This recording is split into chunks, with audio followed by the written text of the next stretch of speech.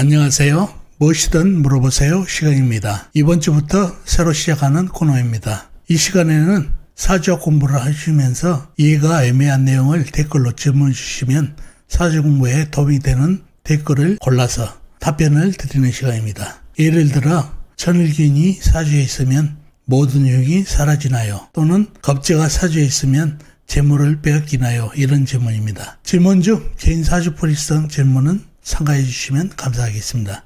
많은 이용 바랍니다. 자, 그러면 무엇이든 물어보세요. 첫 시간을 시작해 보겠습니다. 자, 무엇이든 물어보세요. 첫 번째 시간입니다. 자, 이런 얘기가 있습니다. 사주에 약하거나 없는 오행이 운에서 들어오면 좋다라는 얘기가 있습니다. 과연 사주에 약하거나 없는 오행이 운에서 들어오면 좋을까요? 결론부터 얘기하면 좋을 수도 있고 안 좋을 수도 있습니다. 사주에 따라 다르다는 얘기죠. 그래서 사주에 약하거나 없는 오행이 운에서 들어오면 보편적으로 좋을 경우가 있지만 안 좋은 경우도 있어서 사주에 약하거나 없는 오행이 운에서 들어오면 좋다라는 얘기는 단정 지을 수가 없습니다. 자, 사주팔자로 예를 들어 보겠습니다. 자, 이 사주팔자를 볼까요? 무신년, 병진월, 갑자일, 정묘시에 태어나신 분 사주입니다. 이 사주가 사주에 몰균이 부족해서 운에서 몰균을 받으면 좋은 사주가 되겠습니다. 왜 그런지 사주 형국을 파악해봐야 알겠죠? 사주 형국을 파악하기 위해서 사주의 가장 강한 오행을 찾아보겠습니다. 일간이 간목 큰 나무로 태어났네요. 나무의 내편은 비겁인 같은 나무나 나무를 생해주는 인성인 몰균이 내편이 되겠습니다. 먼저 비겁인 나무를 찾아보면 나무는 시지의 묘목 작은 나무가 있습니다. 그리고 다른 데는 없고 지장간, 월지, 진토한 일목이 암장되어 있고요. 나무는 작은 나무와 큰 나무가 있지만 지장간에 들어있고 그래서 나무기는 사주의 가장 강한 오행이 될 수 없습니다. 다음에 인성인 물을 찾아보면은 물은 일지에 자수, 작은 물이 있습니다.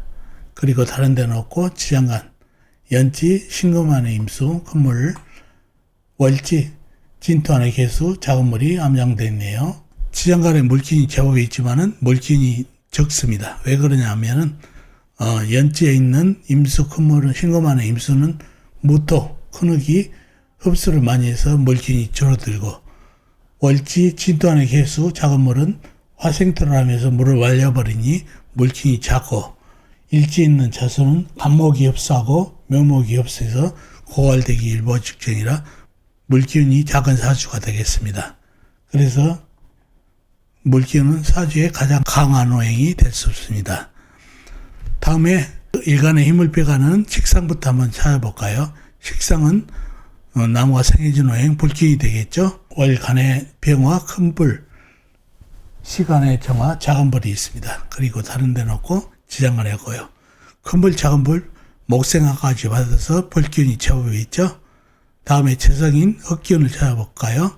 흑기운은 연간의 모토, 월지의 진토, 큰 흙이 있습니다. 그리고 다른 데는 없고 지장간, 연지, 신금안의 모토, 큰 흙이 암장되어 있네요. 흑기운도 제법 많은 사주가 되겠죠.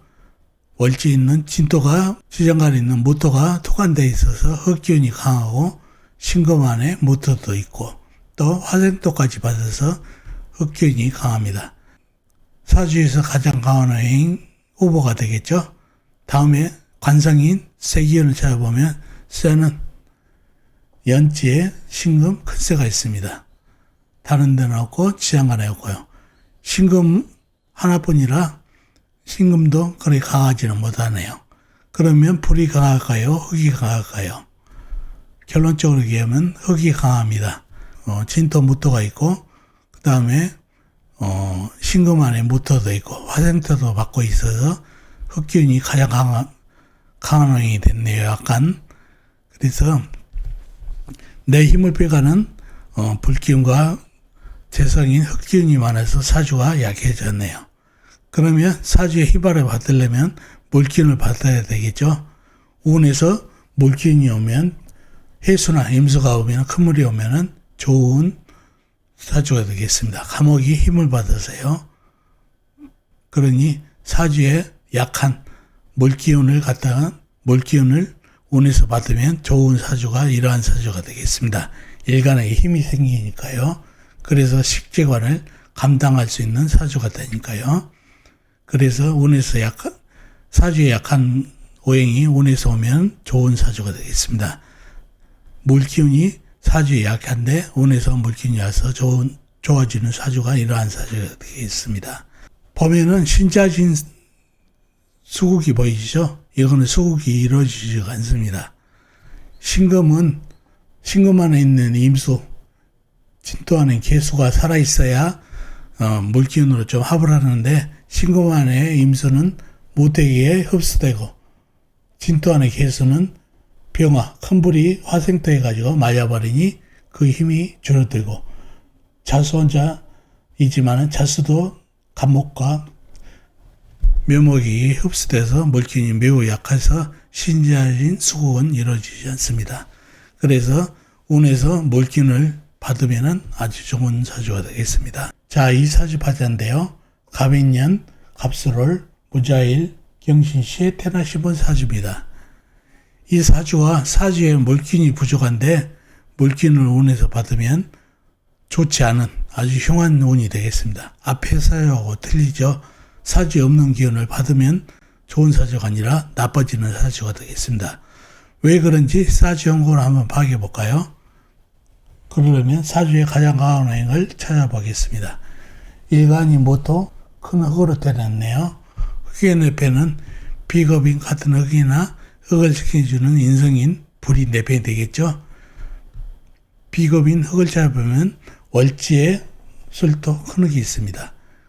그리고 다른 데는 없고 지장간, 여지, 이모간의 무토, 시지, 신금간의 무토가 암장됐네요. 흙기운이 지장간에도 제법 있지만 흙기운은 사주의 가장 강한 오행이 될 수 없습니다.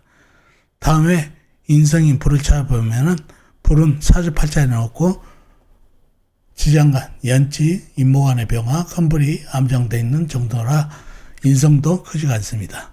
다음에 내 힘을 빼가는 식상부터 찾아보면 식상은 흙이 세계준 오행 쇠가 되겠습니다. 쇠는 시간의 경금, 시지의 신금, 큰 쇠가 있습니다. 그리고 다른 데는 없고 지장간, 월지, 술토안의 신금, 작은 쇠가 암장되어 있네요. 쇠기운도 제법 있죠. 다음에 재성인 물을 찾아보면 물은 일지의 자수, 자음물이 있습니다. 그리고 다른 데는 없고 지장간, 시지, 신금안의 임수가 암장되어 있네요.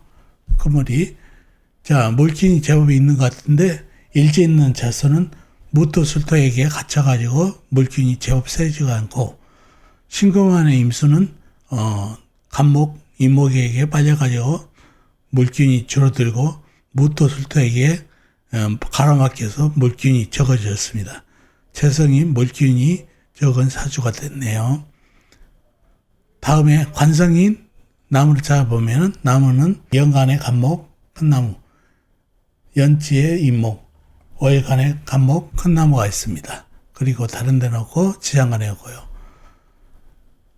관성인 나무 기운이 제법 많죠. 간목과 임목이 있어서 사주의 가장 강한 오행이 나무가 되겠습니다. 나무가 강해서 사주와 목토를 해서 사주가 약해졌네요. 내 힘을 빼는 식상기운도 강하고 관성기운도 강해서 사주가 약해졌습니다. 그리고 사주의 물기운이 약하네요. 그런데 운에서 임수나 해수 큰 물이 오게 되면은 어떻게 되나요? 약한 사주를 더 약하게 만들죠. 물기운이 오면은 수생목을 해가지고 나무기운이 커집니다. 그러니 목토를 더해버리죠. 그러니 사주가 더 약해져서 흉한 사주가 됩니다. 식재과를 감당할 수 없는 사주를 더 약하게 만드니까요. 그러니 운에서 물기운이 오면 좋지 않은 사주가 이러한 사주입니다.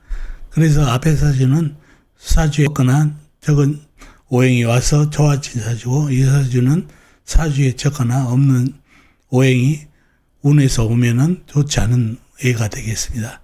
사주가 더 약해져서요. 그러니 사주에 약하거나 없는 오행이 운에서 온다고 해서 다 좋은 게 아니고 안 좋을 수도 있다는 것을 아시면 좋겠습니다. 그래서 사주에 없는 오행이나 약할 오행이 오면 사주가 좋아진다는 얘기는 그럴 수도 있고 그렇지 않을 수도 있다. 사주에 따라서 다르다. 이렇게 이해하시면 되겠습니다. 자, 무엇이든 물어보세요. 오늘 첫 시간.